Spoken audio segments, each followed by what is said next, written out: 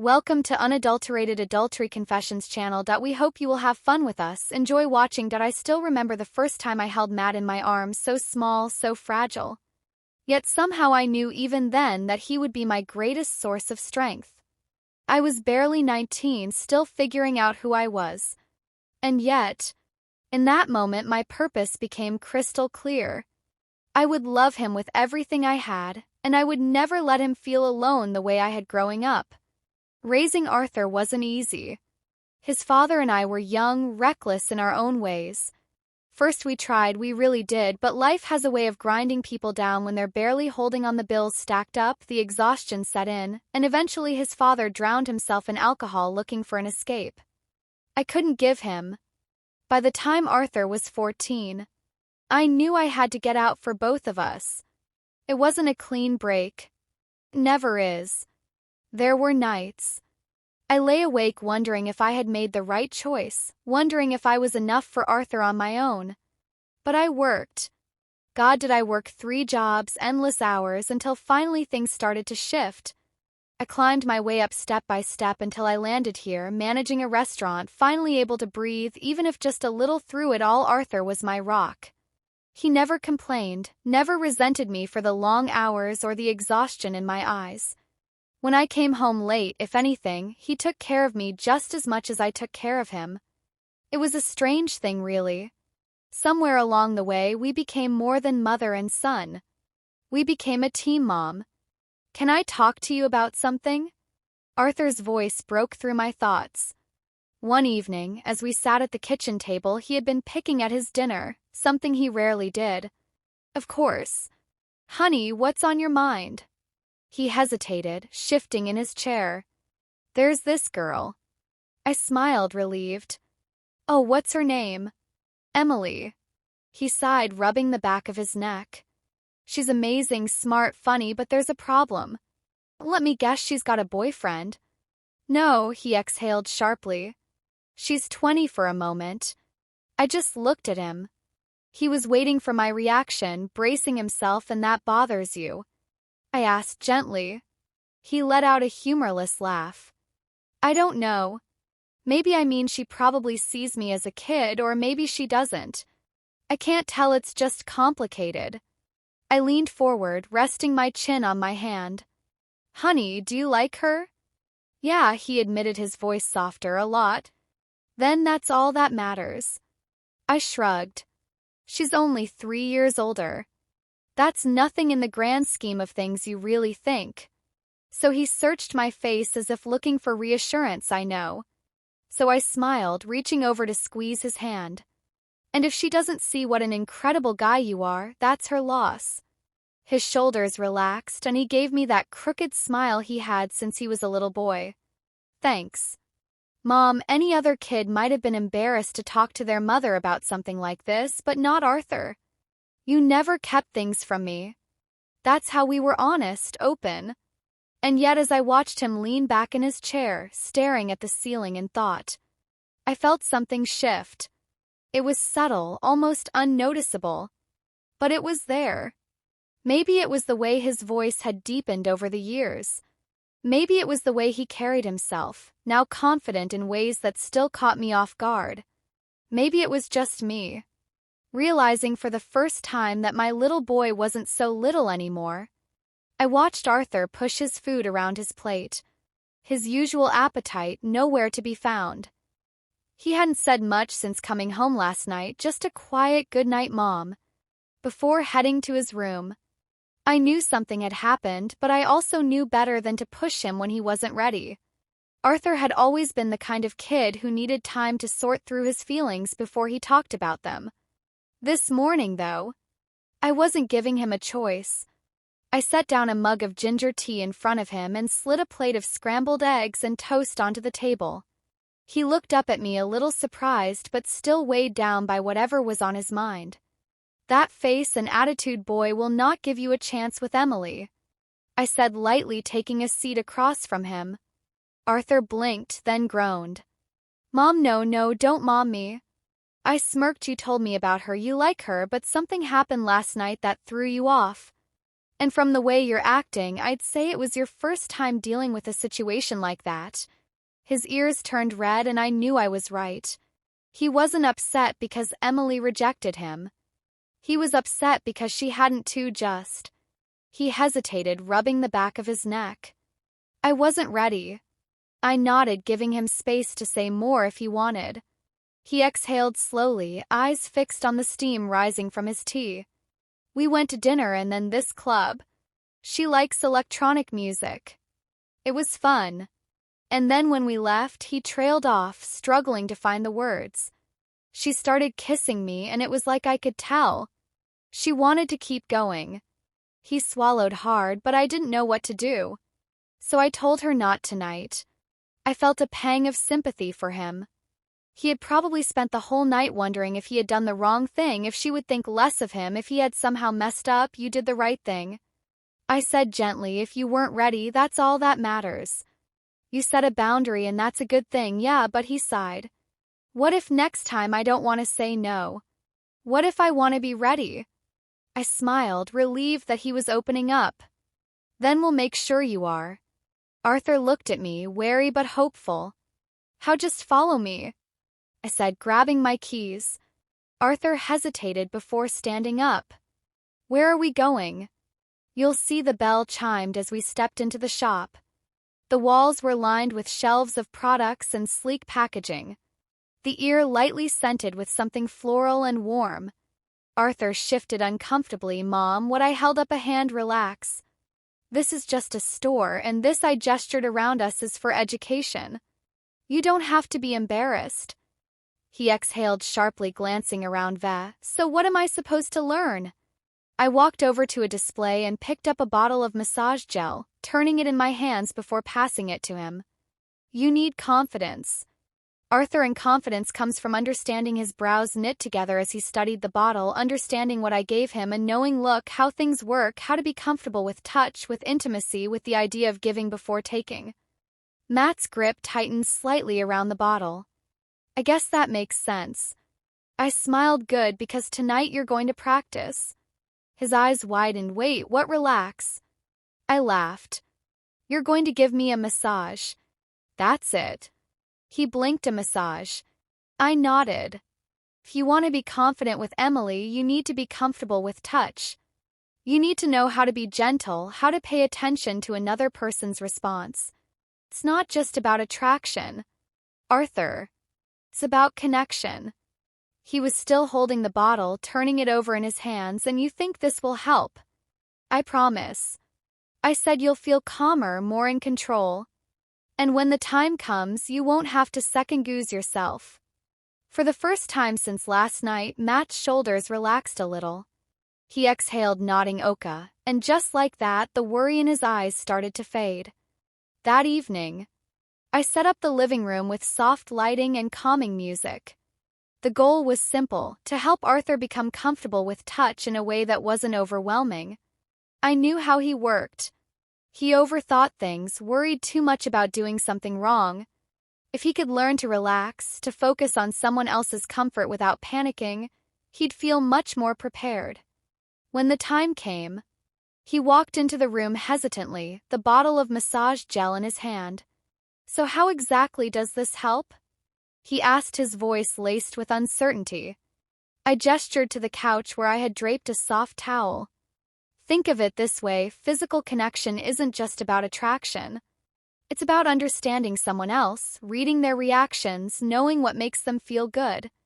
And that starts with something as simple as touch. Arthur sat down beside me, still unsure. And you're sure this isn't weird? I laughed softly. Arthur, is just a massage. I used to rub your back when you were a kid. This is no different, except now I'm teaching you how to do it. That seemed to reassure him. He uncapped the bottle, poured a little into his hands, and hesitated. Okay, where do I start? Start with the shoulders, I said, turning slightly so he could reach. Use the base of your palms. Gentle but firm, he took a deep breath and placed his hands on my shoulders. First his touch was hesitant, unsure, but as he followed my guidance, he started to get the feel of it. Good. I murmured, now move in slow circles, pay attention to how the muscles react. He nodded, concentrating. This actually isn't as bad as I thought. I smiled. That's because you're focusing on someone else, not just your own nerves. When you with Emily, it'll be the same thing. Pay attention to her, make her feel comfortable, and you won't have to second-guess yourself. His movements became more confident, his hands warming with familiarity. He was relaxing into it, and that was the whole point. Confidence didn't come from knowing everything. Came from knowing you could handle the moment when it arrived. When he finally pulled back, I turned to face him, and for the first time all day he looked at ease. See, I said you just needed a little practice. He smiled, genuine this time. Yeah, I think I get it now, and in that moment I knew he'd be just fine. The next morning I noticed the difference in Arthur right away. He walked into the kitchen with a lightness in his step, a quiet smile lingering on his face as he poured himself a cup of coffee. His usual sleepy grogginess was nowhere to be seen. He looked completely at ease, maybe even proud of himself. I turned from the stove, watching him for a moment before smirking. Well, look, who's in a good mood? Arthur glanced up at me, and that quiet smile broke into a grin. Morn, I said, crossing my arms. So how'd it go? His face lit up and he leaned against the counter. It was amazing. Honestly, we went to dinner and she looked incredible, like I don't think I even said that to her enough times. We talked about everything, music, movies, just random stuff. I was nervous at first, but I didn't feel weird like before. I felt comfortable. That's a good sign, I said, pleased. And after dinner, his grin widened. We went for a walk and then she wanted to go back to her place. I didn't freak out this time. I remembered what you said, just pay attention, don't overthink, and it worked. I raised an eyebrow, sipping my coffee. So what you're saying is... He exhaled a breath, shaking his head as if still in disbelief. Just felt natural, like I wasn't stuck in my own head the whole time. I could actually enjoy the moment. I couldn't help but smile. See, told you just needed a little confidence. Arthur nodded. Yeah, and honestly, I think last night would have been way harder for me if it weren't for yesterday. I tilted my head. What do you mean? He chuckled, scratching the back of his neck. The Mississippi. I know it wasn't a big deal for you, but for me it helped. Made me feel more comfortable with the idea of touch, like I could focus on what someone else needed. Instead of being stuck in my own awkwardness. I smiled, amused by how much thought he had put into it. Well, I'm glad it helped. Arthur smirked, that playful glint in his eyes. I hadn't seen in a while, you know. Rachel, he said, using my name instead of Mom in that joking way he did. Sometimes I actually enjoyed the massage just as much. So if you want, we can do it again today. Good practice, right? I laughed, shaking my head. Oh, now you're just looking for an excuse. He shrugged his smile, teasing. I mean, you did say. Confidence comes with practice. I rolled my eyes but felt a warmth in my C********T pride. Happiness, something else I didn't want to think too much about. Fine, I said, chuckling, but don't get used to it. And just like that, Arthur had grown up a little more confident, sure of himself, ready to take on the world, and I couldn't have been prouder. The day passed quietly, but I could still sense Matt's lingering excitement. He had always been expressive, but this was different. He carried himself with a new ease, a quiet confidence that hadn't been there before. It made me happy to see him like this, comfortable in his own skin. That evening after dinner, Arthur stretched his arms over his head and smirked at me. So what do you think? I raised an eyebrow, sipping my tea. About what the whole practice makes perfect thing, he said playfully. You've been right about everything else. Figure, why not keep learning? I chuckled, shaking my head.